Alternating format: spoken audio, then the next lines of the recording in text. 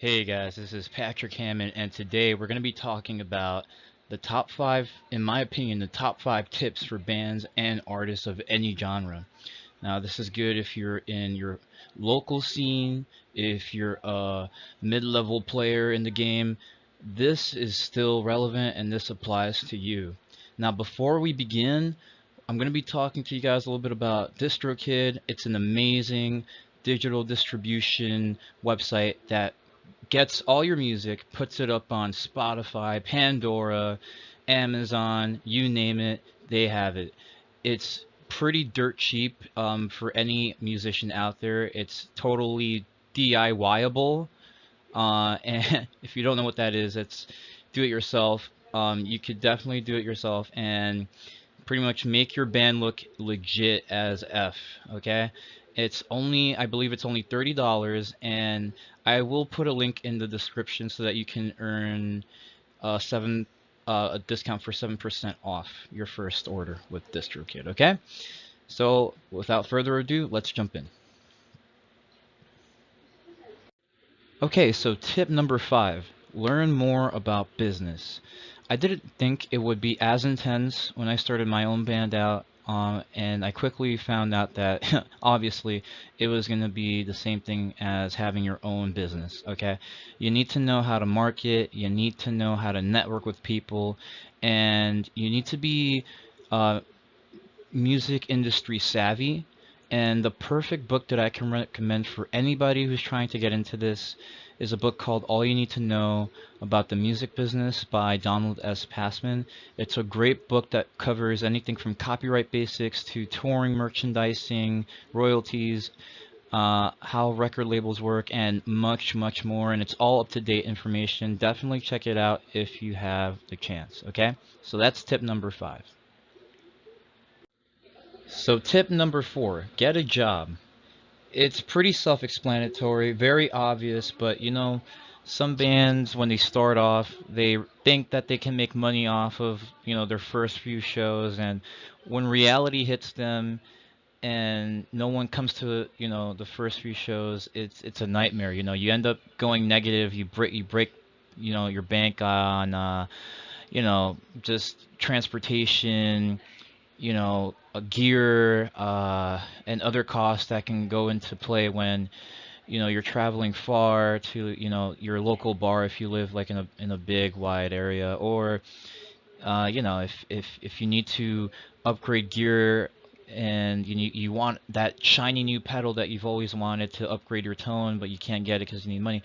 So like these things really matter, and they will play out on stage when people see that you have a, for example, let's say you have a banner on stage, and it has your band's image, your band's logo, and you got all these pedals, or it's not necessary, but if you have something on stage and it looks all professionally set up, then that can really separate the weak from the strong.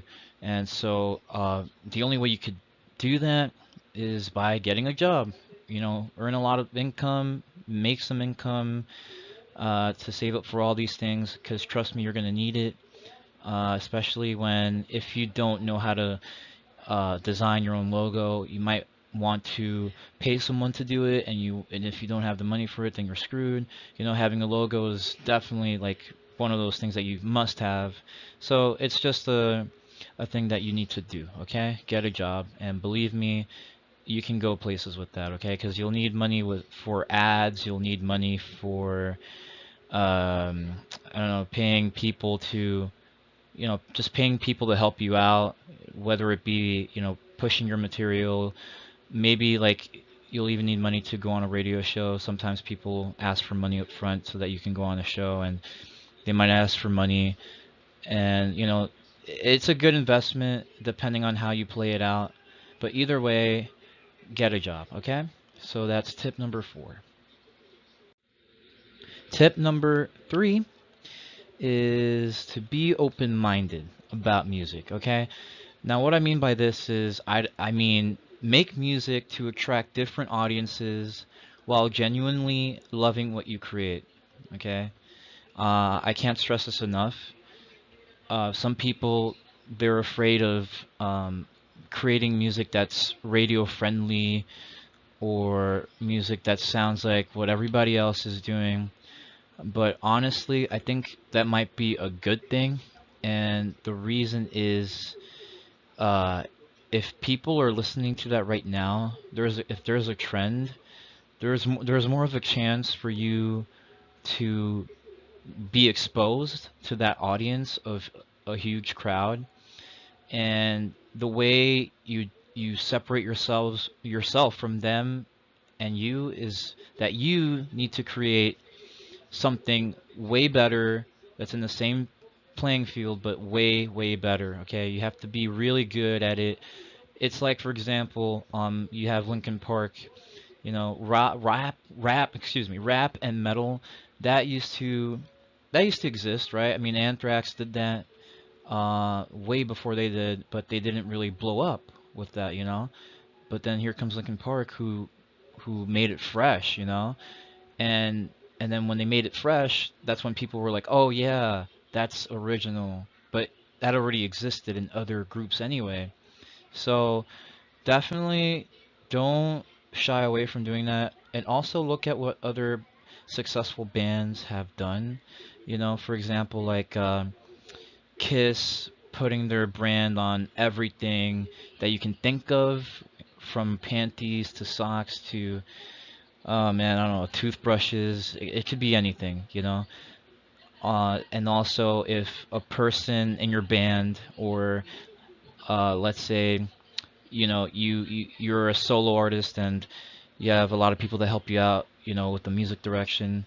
You know, if that's the case, if someone doesn't like a certain song in your band, you know, either change it, modify it, or scrap it, because you don't want to play something that not all of the members of the band agree on. And if there's one person not feeling it, then that's gonna definitely transcribe on stage, and you don't want that happening. So I highly encourage you do this. I did this with my own band.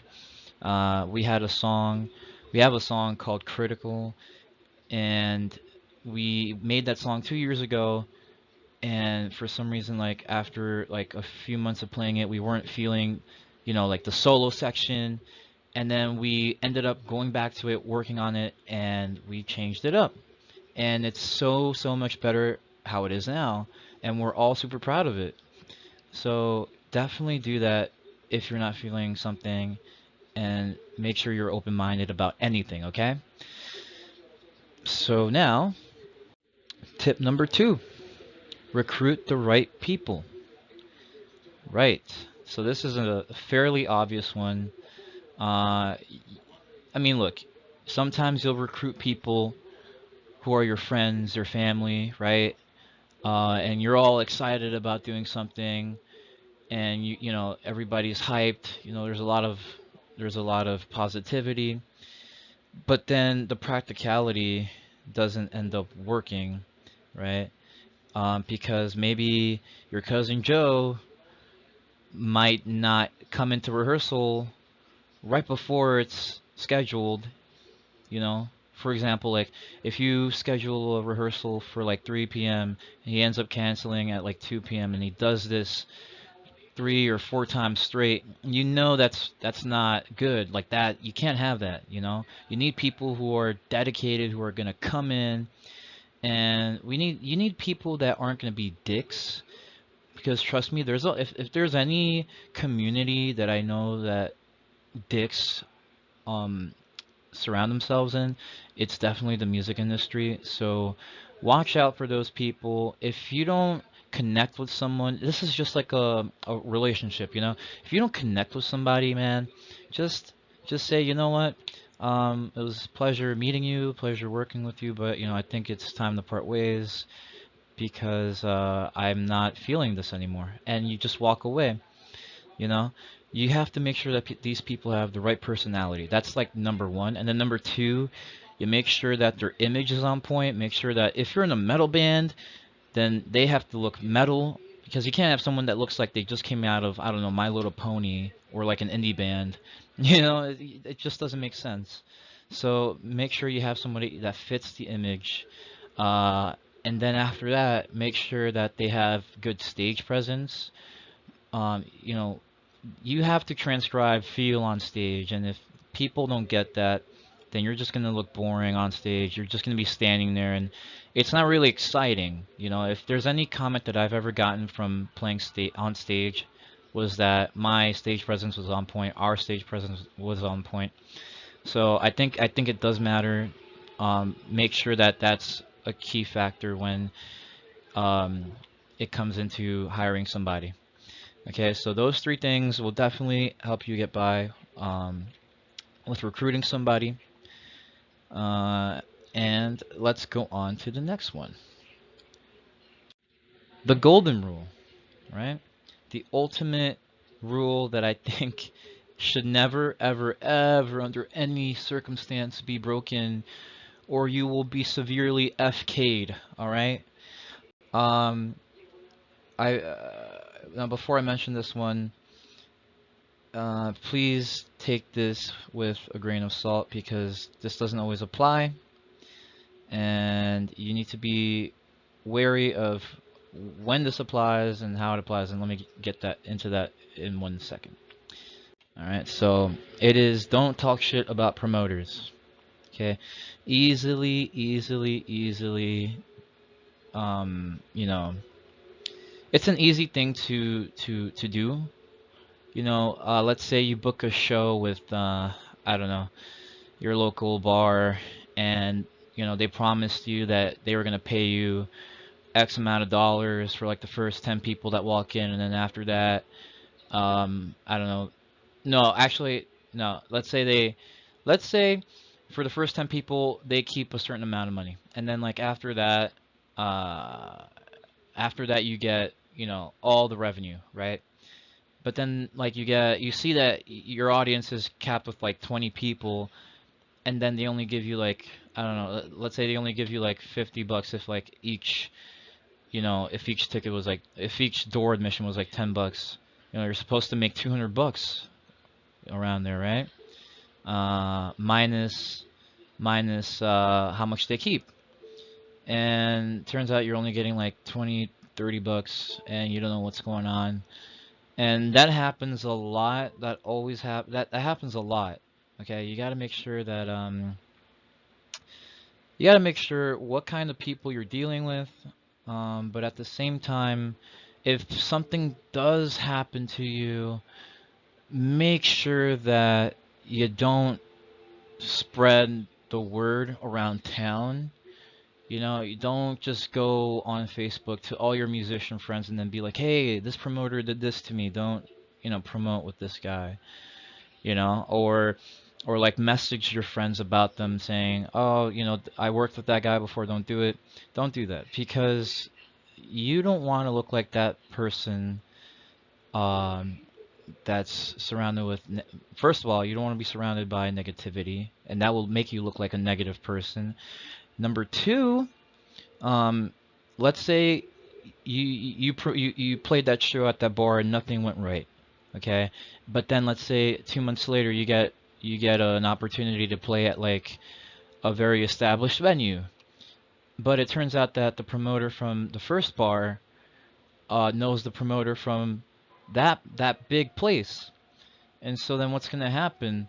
The guy from the bar, he's gonna tell the guy from the established venue, "Hey, I worked with that band. They were total dicks, and don't give them an opportunity because they're troublemakers, you know."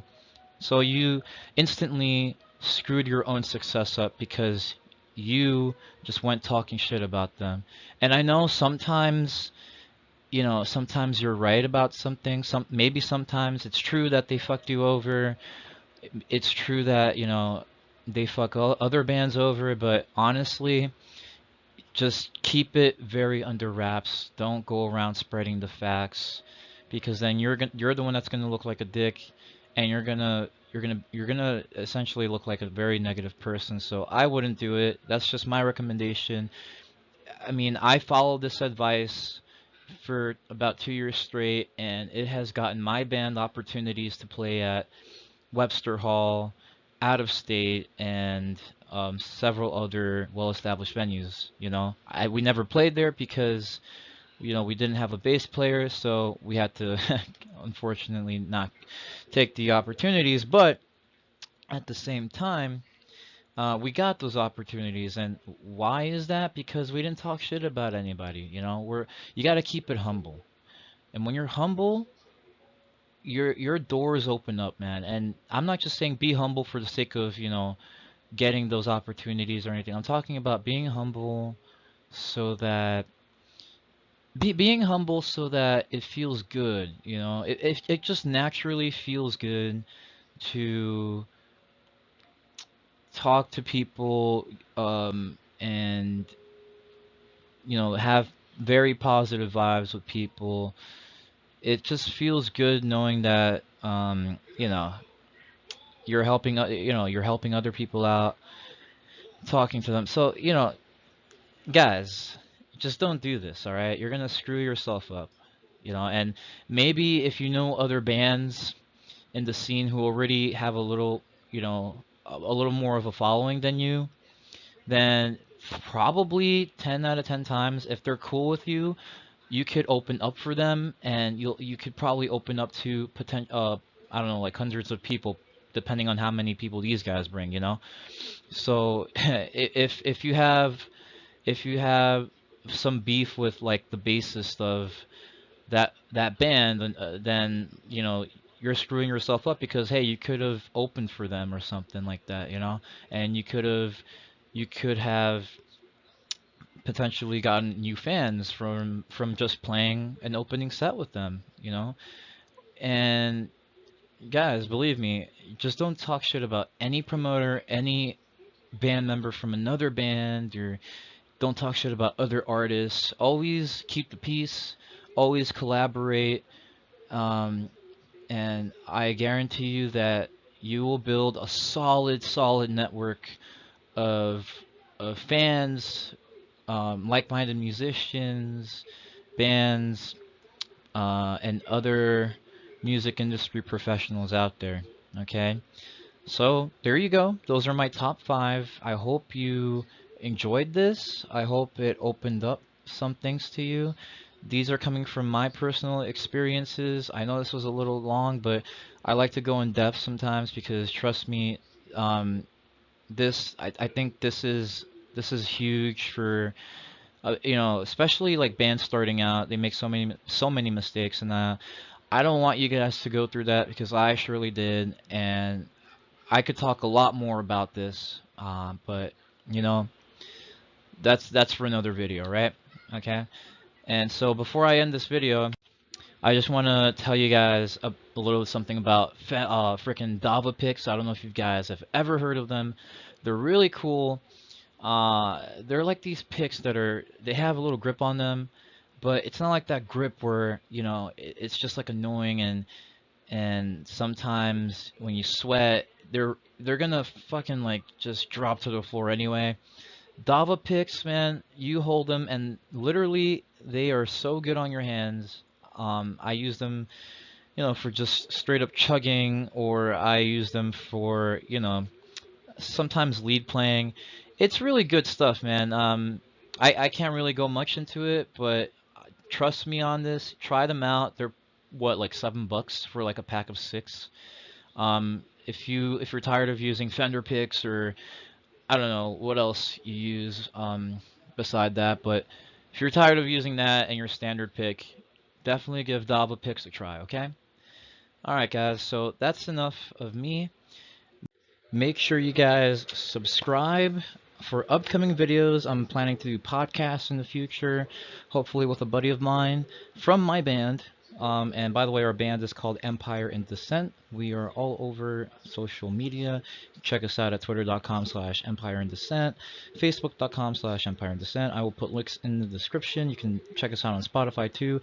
And guess what? I got the music on DistroKid for us. So all of that is coming from DistroKid, so definitely give that also a shot. And you can subscribe to me and follow me on twitter.com/phammett. I will be there. I will respond to you if you have any questions at all. Okay, and I'll see you guys on the next video.